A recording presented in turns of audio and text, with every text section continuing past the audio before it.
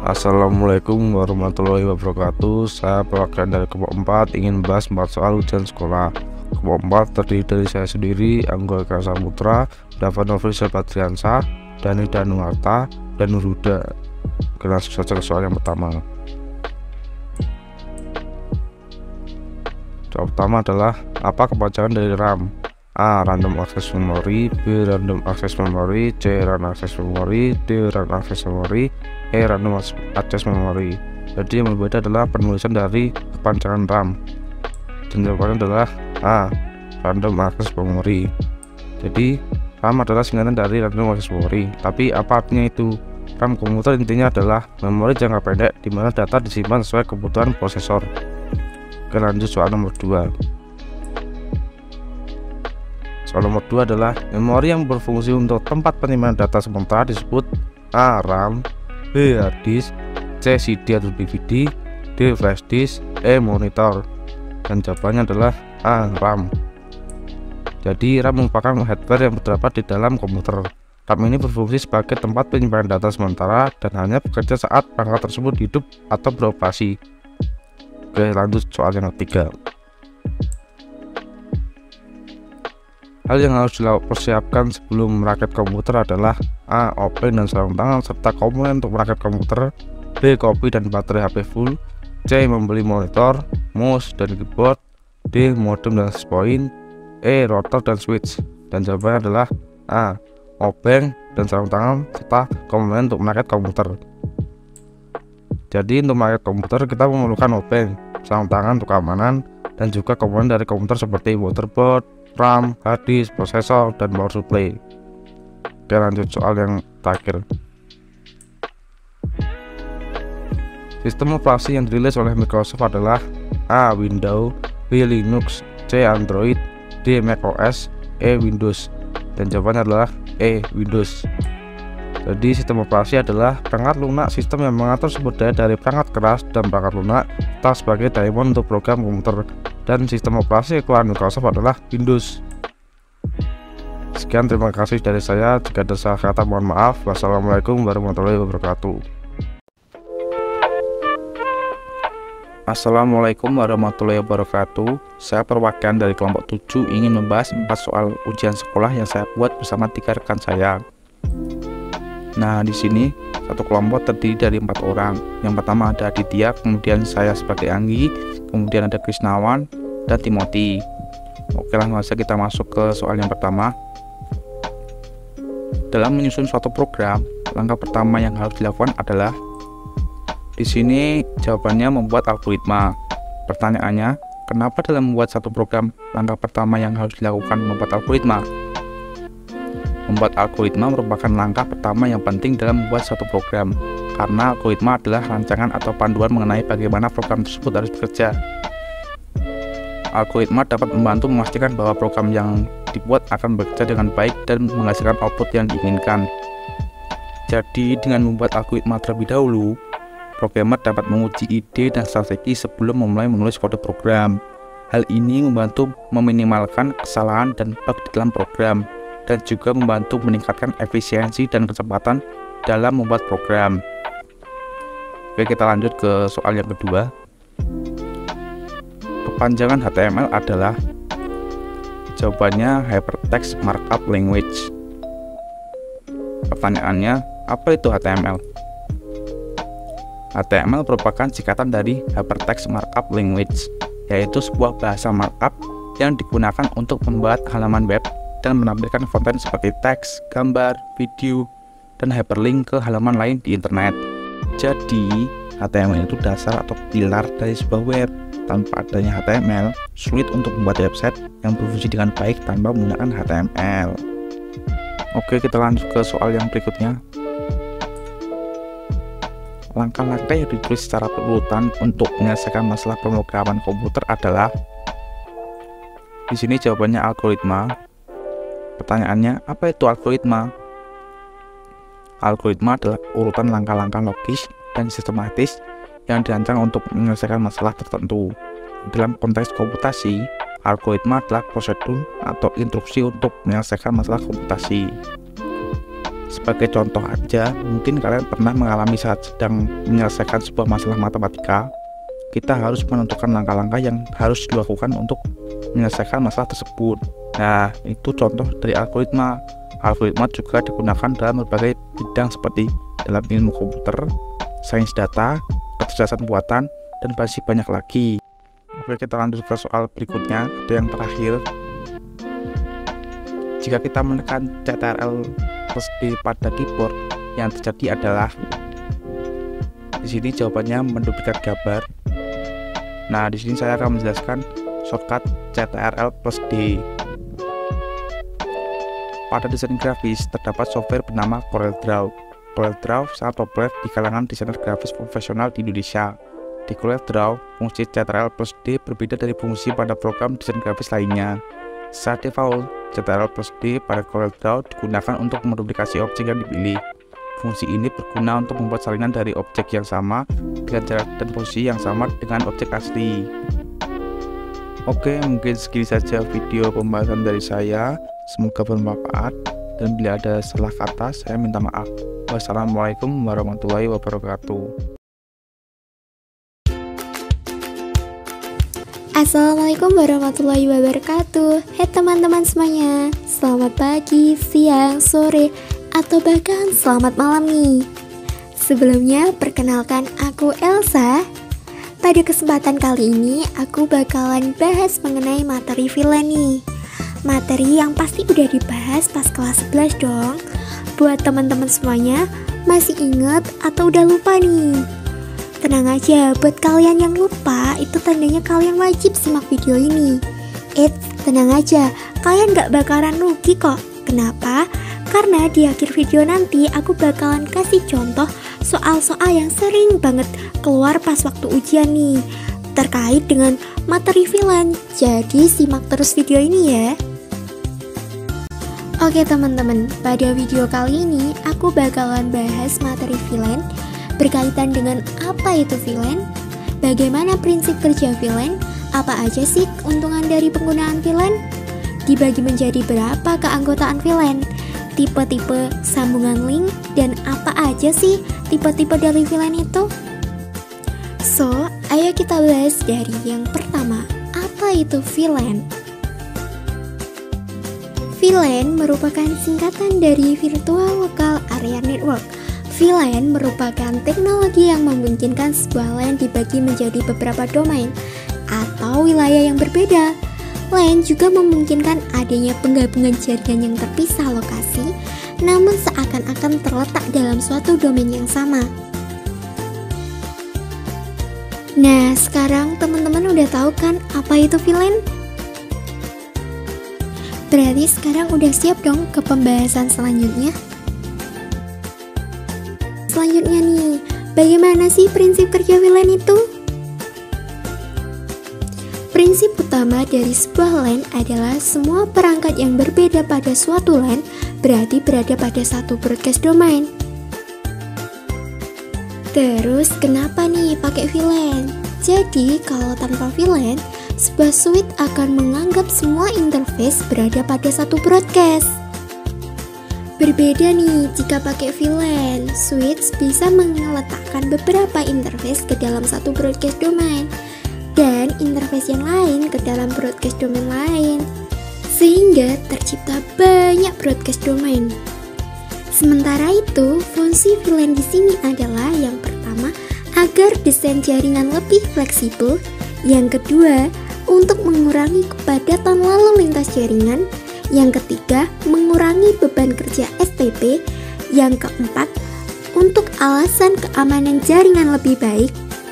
Dan yang terakhir nih, untuk memisahkan lalu lintas IP phone dengan lalu lintas PC yang terhubung dengan phone.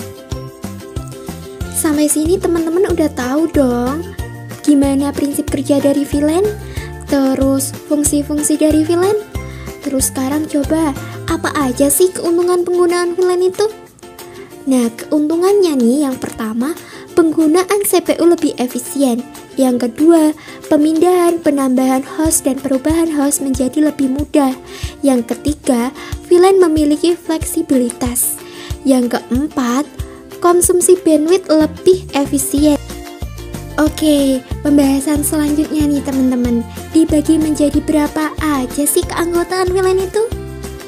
Keanggotaan VLAN dibagi menjadi 5 nih. Ada apa aja? Ada berdasarkan port, yang kedua berdasarkan MAC address, yang ketiga berdasarkan tipe protokol yang digunakan, yang keempat alamat subnet IP, dan yang terakhir berdasarkan aplikasi atau kombinasi lainnya. Eits, tunggu dulu nih, masih ada lagi loh yang lain. Berdasarkan metode konfigurasinya nih teman-teman, ada static VLAN dan dynamic VLAN nih teman-teman. Sekarang kita masuk ke pembahasan selanjutnya mengenai macam-macam tipe sambungan link nih. Ada berapa sih tipe sambungan link itu?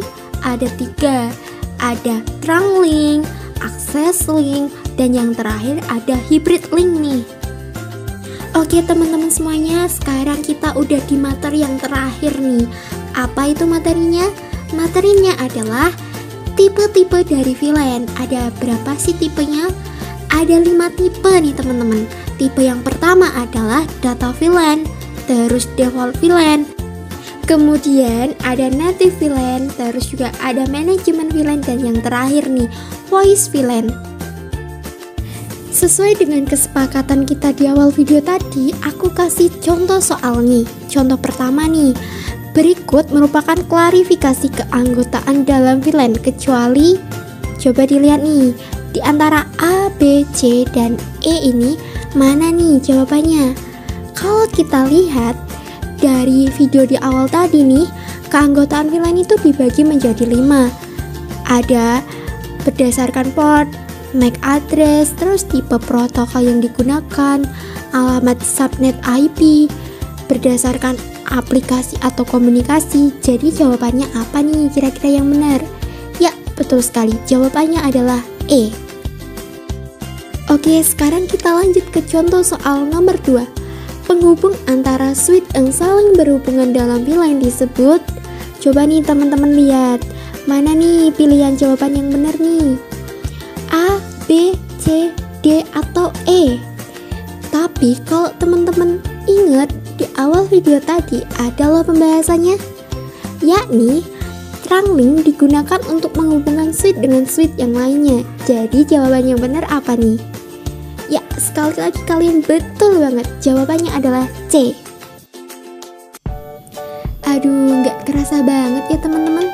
Ternyata nih kita udah lama loh bahas VLAN bareng-bareng. Dari mulai apa itu VLAN, sampai ke pembahasan contoh soal yang sering banget keluar pas waktu ujian. Buat teman-teman semuanya, makasih ya udah tonton video ini sampai habis. Dan waktunya sekarang nih, aku pamit. Sampai jumpa di lain video. Bye-bye. Wassalamualaikum warahmatullahi wabarakatuh. Assalamualaikum warahmatullahi wabarakatuh. Di sini saya mewakili kelompok 3 ingin menjelaskan tentang kontrol panel hosting dan hosting. Pertama, saya akan menjelaskan tentang kontrol panel hosting. Kontrol panel hosting adalah alat yang memungkinkan kita mengelola semua aspek layanan hosting. Ini memungkinkan kita melakukan sebagian besar proses admin sistem yang kompleks hanya dalam beberapa klik dari antarmuka admin. Bahkan kita dapat melakukan tugas lanjutan seperti migrasi server, pengalihan server web, dan lain-lain. Selanjutnya, saya akan membahas tentang hosting. Hosting adalah tempat atau jasa internet untuk membuat halaman website yang telah Anda buat menjadi online dan bisa diakses oleh orang lain. Sedangkan hosting itu sendiri adalah jasa layanan internet yang menyediakan sumber daya server-server untuk disewakan, sehingga memungkinkan organisasi atau individu menempatkan informasi di internet berupa HTTP, FTP, email, atau DNS. Server hosting terdiri dari gabungan server-server atau sebuah server yang terhubung dengan jaringan internet berkecepatan tinggi. Sekian dari saya, mohon maaf bila ada kesalahan dalam penjelasan. Akhir kata, wassalamualaikum warahmatullahi wabarakatuh. Assalamualaikum warahmatullahi wabarakatuh. Sebelumnya perkenalkan, saya Agil dari kelompok 6 akan membahas tugas yang diberikan dari Pak Ridwan, yaitu membuat soal dan penjelasannya. Berikut ini saya akan membahas sedikit lewat video. Untuk soal yang pertama, yaitu paket hosting yang memiliki batasan ruang penyimpanan harddisk namun tidak membatasi bandwidth disebut A. Shared hosting, B. Share limited, C. Dedicated hosting, D. Share unlimited. Untuk yang terakhir, E. Cloud hosting. Di sini jawaban yang paling benar adalah yang A. Shared hosting. Pembahasannya ada di atas soal, yaitu shared hosting adalah jenis layanan hosting di mana satu server hosting digunakan bersama-sama dengan pengguna lain. Dapat dikatakan satu server dipergunakan lebih dari satu akun hosting. Jadi jawaban yang paling benar ialah yang A, shared hosting. Lanjut soal yang nomor 2. Lanjut soal nomor 2, jenis layanan hosting di mana server digunakan secara bersama-sama oleh beberapa pengguna atau beberapa website lain disebut A. Shared, D. Dedicated, C. Cloud, D. Co-location, E. Free. Jawaban yang paling benar di sini yaitu yang A, shared hosting. Penjelasannya ada di bawah soal, yaitu kenapa shared hosting mudah penggunaannya dan dapat digunakan semua pengguna. Karena di dalam layanan shared hosting, pengguna akan dimudahkan karena nanti semua operasional server akan diambil alih oleh penyedia layanan. Jadi kurang lebih seperti itu pembahasan soal yang nomor 2. Sekian. Bila ada salah kata dalam penyampaian di video ini, saya minta maaf. Terima kasih. Wassalamualaikum warahmatullahi wabarakatuh. Assalamualaikum warahmatullahi wabarakatuh. Di sini saya akan menjelaskan tentang perangkat keras komputer beserta dengan fungsinya. Sebelumnya, berikut adalah nama anggota dari kelompok kami. Oke, langsung saja. Jadi, apa itu perangkat keras komputer? Perangkat keras komputer atau yang juga sering disebut oleh hardware adalah semua jenis komponen pada komputer di mana bagian fisiknya dapat terlihat secara kasat mata dan bisa dirasakan langsung. Dalam pengertiannya, hardware disebut sebagai peralatan fisik komputer yang berguna untuk melakukan proses input, output, dan proses. Ada 3 jenis hardware. Yang pertama, hardware input. Digunakan untuk memasukkan data ke dalam komputer. Contohnya adalah mouse, scanner, keyboard, dan mikrofon. Yang kedua, proses device. Memproses dan mengelola data pada komputer sering disebut sebagai otaknya komputer karena menjadi perangkat yang cukup penting pada proses input data. Contohnya adalah CPU, RAM, dan lain sebagainya. Yang ketiga, hardware output, berguna untuk mencetak dan menampilkan informasi dari hasil input data yang berasal dari hardware input yang telah melewati proses dari hardware proses. Contohnya adalah monitor, speaker, dan printer. Oke, langsung saja kita membahas macam-macam perangkat keras komputer dan fungsinya. Namun sebelumnya mohon maaf karena tidak semua bisa saya sebutkan. Yang pertama ada monitor. Untuk menampilkan output atau hasil yang berasal dari perintah CPU, serta fungsi utamanya yaitu menyajikan tampilan visual. Dan monitor termasuk jenis hardware output. Yang kedua, keyboard. Keyboard adalah papan yang terdapat beragam tombol huruf, angka, dan simbol yang berfungsi untuk memasukkan data, mengetik, dan menjalankan proses input ke dalam komputer. Dan keyboard termasuk jenis hardware input. Berikutnya, ada mouse. Mouse berfungsi untuk mengendalikan kursor pada layar komputer. Digunakan untuk menjalankan perintah tertentu seperti membuka dan menutup program. Bahkan, juga bisa untuk menarik sebuah objek. Dan mouse termasuk jenis hardware input. CPU menjadi otak untuk menafsirkan dan menjalankan perintah yang diberikan oleh user yang mengoperasikan komputer. Sistem kerjanya didukung oleh beberapa bagian komputer lain termasuk software untuk menjalankan suatu pekerjaan. Dan CPU termasuk jenis hardware process device. Berikutnya ada RAM, perangkat memori penyimpanan sementara yang digunakan komputer untuk menyimpan dan melanjutkan data yang diterima ke bagian proses dan output. Dan RAM termasuk jenis hardware process device. Hard disk untuk menampung bermacam-macam data di komputer secara permanen. Selain itu, fungsinya yaitu untuk menjalankan sistem operasi komputer seperti Windows, MacOS, Unix, Linux, dan semacamnya. Dan hard disk termasuk jenis hardware input. Flash disk untuk menyimpan data. Meski bentuknya kecil, flash disk memiliki kemampuan menyimpan data yang cukup besar hingga 1 TB.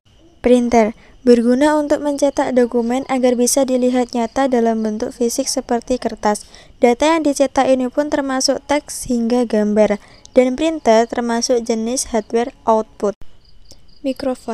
Mikrofon biasanya digunakan untuk berkomunikasi dengan rekan selama bermain game online atau saat sedang mengadakan video conference agar orang lain dapat mendengarkan suaramu. Dan mikrofon termasuk jenis hardware input. Scanner merupakan sebuah perangkat keras yang bisa mengubah data dari bentuk fisik seperti kertas ke dalam bentuk digital. Bisa dibilang scanner ini seperti kebalikan dari printer. Dan scanner ini juga termasuk jenis hardware input. Selanjutnya ada motherboard, papan sirkuit utama yang menghubungkan peranti-peranti pada komputer. Motherboard digunakan sebagai tempat untuk memasang prosesor, memori, hard disk, dan komponen lainnya. Speaker atau pengeras suara. Pengeras suara ini digunakan untuk menghasilkan output suara pada komputer. Umumnya speaker digunakan untuk mendengarkan musik, radio, dan suara lain dalam bentuk audio.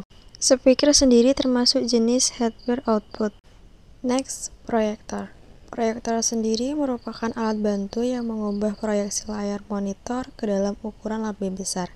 Dan proyektor termasuk jenis hardware output. Dan yang terakhir, power supply. Mengubah arus AC menjadi DC. Jadi mengalirkan arus dari listrik ke hardware komputer dengan operasi arus DC berupa input arus bolak-balik. Nah, itu tadi adalah pembahasan tentang macam-macam perangkat keras komputer dan fungsinya. Jadi kesimpulannya, hardware atau perangkat keras komputer adalah komponen pembangun PC yang akan membantu kinerja komputer menjadi lebih optimal. Pastikan kamu sudah memilih komponen dengan spesifik yang tepat. Mungkin cukup sekian, jika ada kekurangan saya mohon maaf, jika ada kelebihan mohon dikembalikan. Thank you for watching. Wassalamualaikum warahmatullahi wabarakatuh. Selamat pagi. Assalamualaikum warahmatullahi wabarakatuh. Saya perwakilan dari kelompok 2 akan membahas 2 soal ujian sekolah.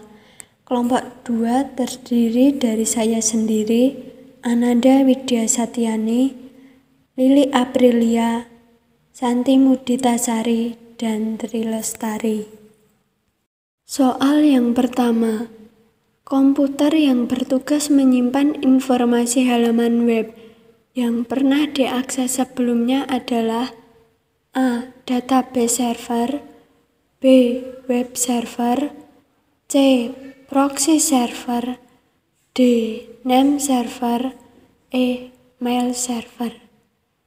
Jawabannya adalah C. Proxy server. Pembahasan. Proxy server juga berfungsi untuk caching. Artinya, proxy server mampu menyimpan informasi halaman web yang pernah diakses sebelumnya.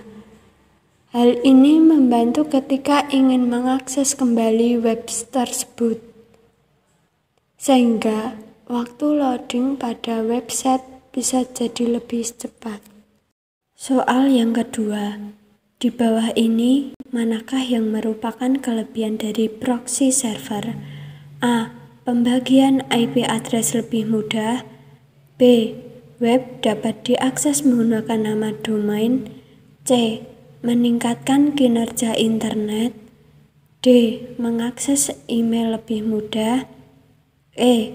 Memudahkan dalam transfer data dalam jaringan. Jawabannya adalah C. Meningkatkan kinerja internet. Pembahasan. Jadi, kelebihan dari proxy server adalah sebagai perlindungan tambahan, meningkatkan kecepatan, mampu mengakses website yang terblokir, dan meningkatkan kinerja internet. Sekian yang dapat saya sampaikan. Apabila dalam penyampaian kata kurang pas, mohon dimaafkan. Terima kasih. Selamat pagi.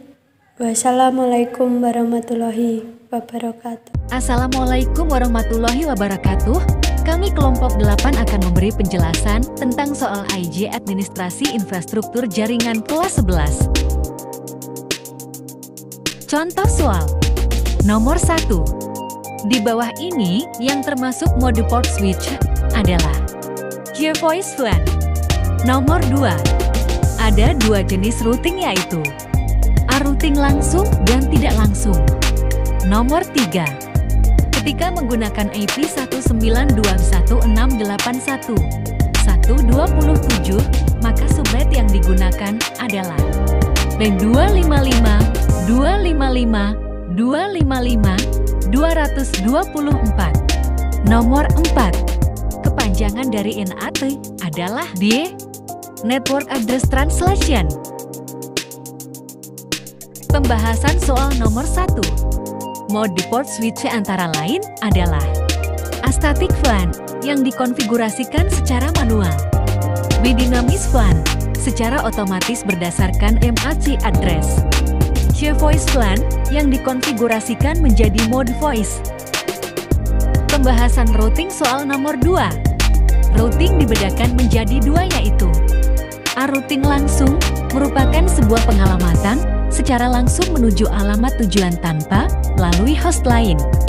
B-routing tidak langsung merupakan pengalamatan yang harus melalui alamat host lain sebelum menuju alamat host tujuan. Pembahasan subnet mask soal nomor 3. Yang terakhir pembahasan NAT soal nomor 4.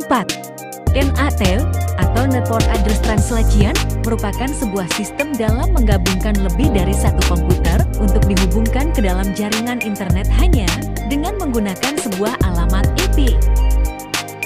Sekian, terima kasih, semoga video ini bermanfaat. Wassalamualaikum warahmatullahi wabarakatuh.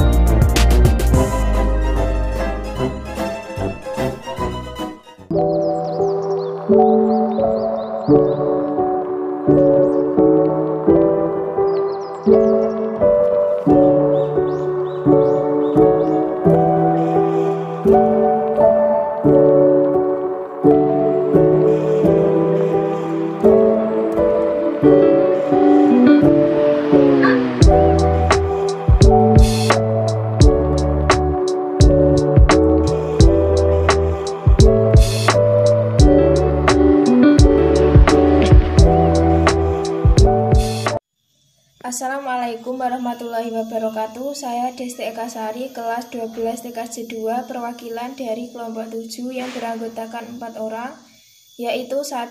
Desti Eka Sari, 2. Fitria Puspitasari, 3. Sukma Rohmawati, 4. Yunita Kusuma Rahmaniyah. Ingin menyampaikan penjelasan dari dua soal yang telah kami buat tentang materi kelas 10. 1. Kepanjangan dari LAN adalah A. Loss Area Network, B. Local Area Network, C. Local Area Networking, D. Local Adapter Network. Jawaban dari nomor 1 adalah B. Local Area Network. 2. Jaringan internet yang paling sempit adalah A. WAN, B. MAN, C. LAN, D. PAN. Jawaban dari nomor 2 adalah LAN, karena LAN adalah jaringan komputer yang mencakup area yang terbatas. Sekian penjelasan dari kelompok kami, maaf jika ada salah kata. Wassalamualaikum warahmatullahi wabarakatuh. Assalamualaikum warahmatullahi wabarakatuh.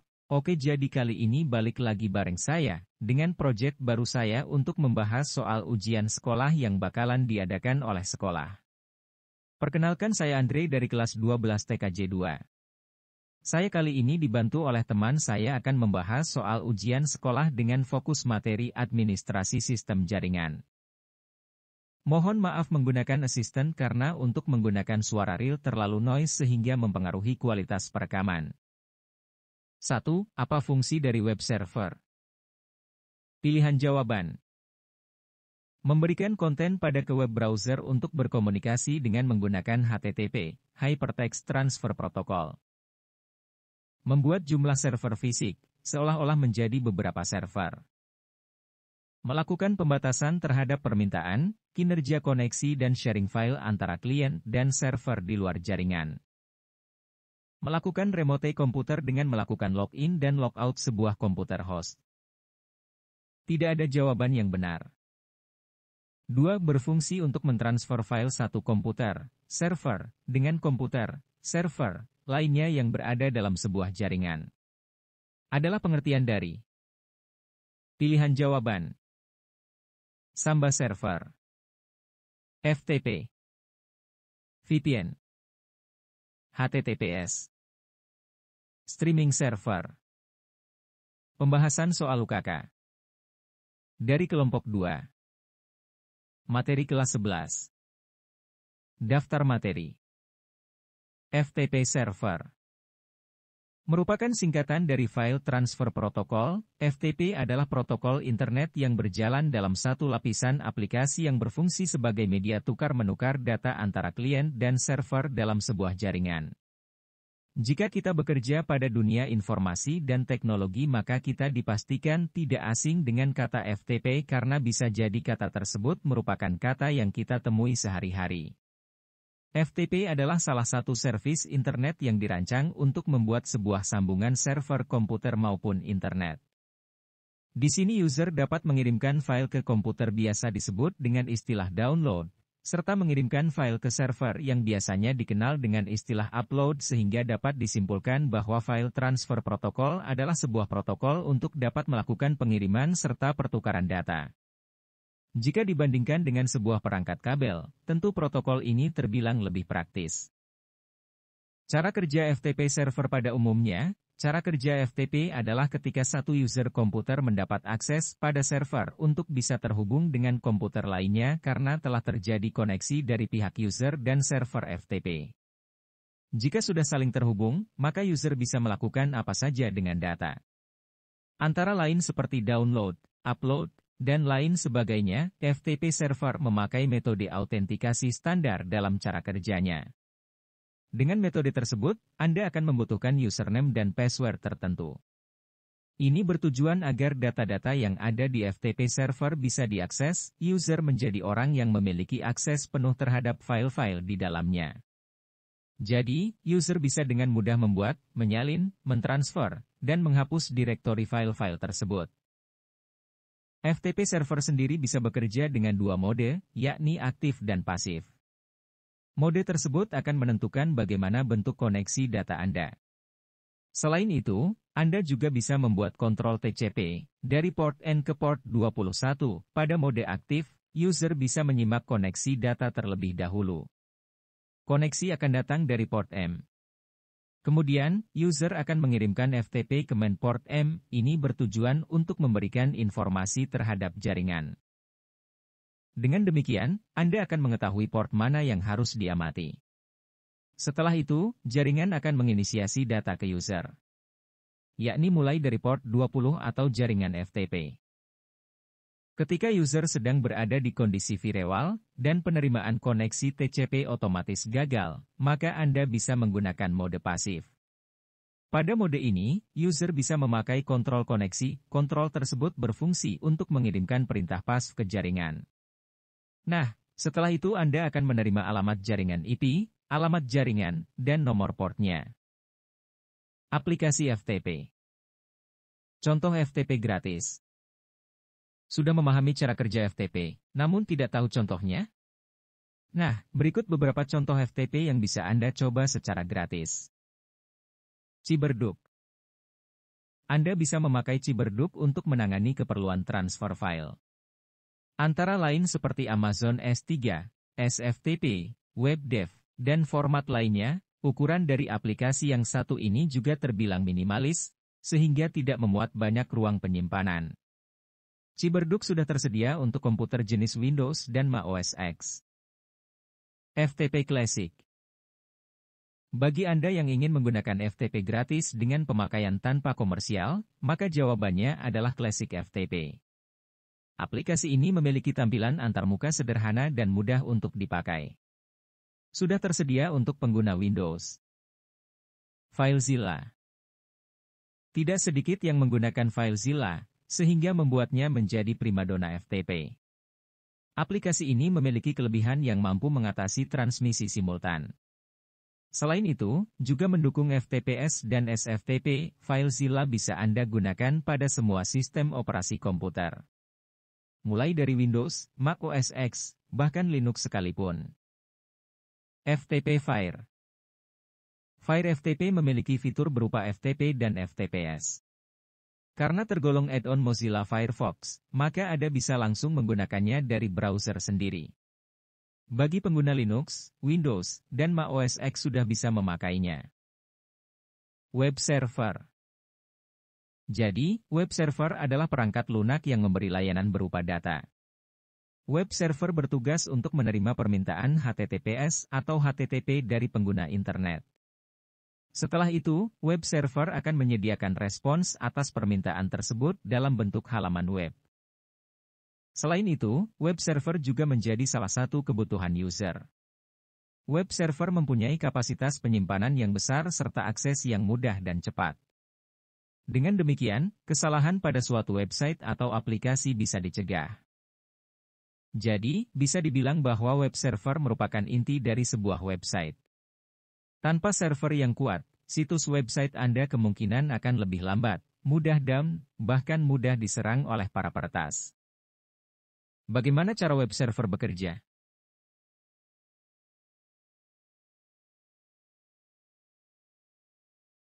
Web server bekerja dalam beberapa tahapan. Pertama, pengguna akan memasukkan permintaan melalui web browser. Misalnya dengan mengunjungi sebuah website, mencari konten, atau mengirim sebuah email. Kemudian, browser akan meminta data yang dibutuhkan melalui HTTP, HTTPS. Adapun HTTP, HTTPS merupakan protokol untuk mendukung proses pemindahan informasi melalui gambar, teks, video, atau komponen lainnya. Setelah itu, web server akan mencari permintaan browser dalam hosting. Hosting sendiri adalah tempat untuk menyimpan file-file yang dibutuhkan website. Ketika data-data yang dicari sudah ditemukan, web server akan mengirimkan seluruh data melalui HTTP, HTTPS. Jika tidak ditemukan, web server akan menampilkan halaman error. Terakhir, browser akan menampilkan informasi yang diminta kepada pengguna. Apa fungsi dari web server? Apa itu web server memiliki fungsi yang cukup penting bagi website? Fungsi-fungsi tersebut antara lain sebagai berikut. 1. Membersihkan cache website. Web server ternyata memiliki pengaruh yang besar terhadap kecepatan website dalam memuat halaman web. Web server yang bagus biasanya memiliki sistem caching yang bagus pula. Sistem caching sendiri adalah metode untuk menyimpan data sementara pada sistem. Melalui cache, permintaan sama yang masuk berikutnya bisa lebih efektif karena browser tinggal mengambil data yang sudah tersimpan secara lokal. Menjaga keamanan sistem. Selanjutnya, web server memakai HTTP, HTTPS untuk mengirim data ke browser. HTTP, HTTPS ini sendiri merupakan semacam kurir yang membawa informasi dan hanya melayani lalu lintas antara website Anda dengan web server. Proses transfer data sendiri bersifat privat. 3. Mengirimkan data yang diminta user. Terakhir, tentu web server bertugas untuk mengirimkan data yang dibutuhkan pengguna internet. Data-data itu adalah komponen yang membentuk halaman website. Mulai dari skrip, teks, gambar, audio, dan sebagainya.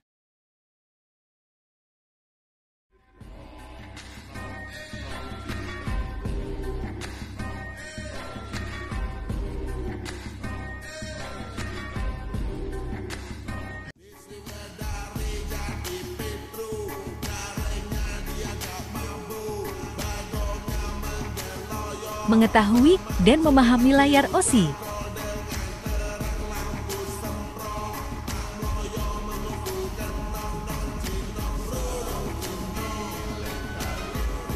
Soal yang kami buat untuk dapat mengetahui peserta sudah mengetahui dan memahami OSI layer adalah dengan menunjukkan pilihan OSI layer. Dan peserta dapat menjawab pertanyaan sesuai dengan soal yang tertera. Yang kedua, mengetahui bandwidth, jenis, dan kegunaannya.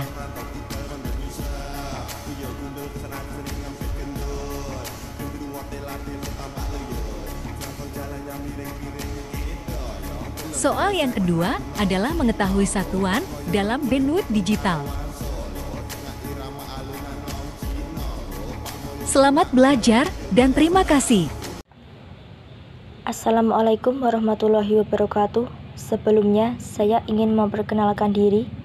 Saya Anistia Rahmawati dari kelompok 3 yang juga beranggotakan Anastia Rahmawati, Irfan Fadlur Rahman, dan Ridho Tiasadewa. Saya ingin memberikan contoh soal dan jawaban untuk referensi soal USEK minggu depan. Soal pertama, SIP adalah suatu signaling protokol pada layer aplikasi yang berfungsi untuk membangun, memodifikasi, dan mengakhiri suatu sesi multimedia yang melibatkan satu user atau lebih. Soal kedua, sebutkan perintah pada SIP, yaitu buy, cancel, option, register, dan info.